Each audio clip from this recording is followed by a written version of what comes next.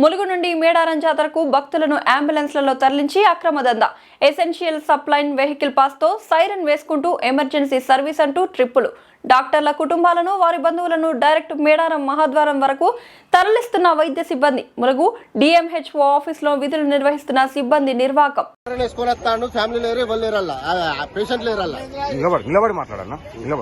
ఏమైంది అసలు? అంబులెన్స్ లో పేషెంట్ లేరు, హార్న్ వేసుకొని వస్తాడు.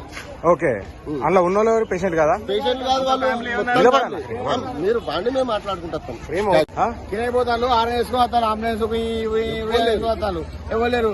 అదే కిరాయి కొడతానా ఏం కొడతా తెలియదు. హార్న్ వేసుకొని పేషెంట్ లేరు. పేషెంట్ లేరు, ఏం లేరు. పేషెంట్ లేరు, పేషెంట్ లేరు. బండిలో చెక్ అయిపోయి ఏమైంది? మా డాక్టర్ ఉన్నాడు అని తీసినాం. మా డాక్టర్ తీసుకొచ్చిండు. మీ డాక్టర్ ఉన్నాడు.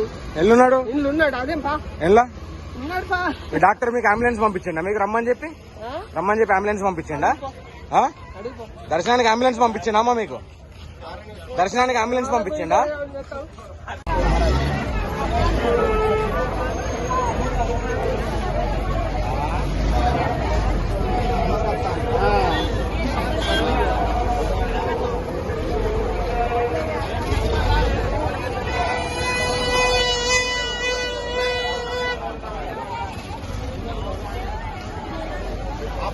చెప్తాను గుడ్డలో పలగాలి.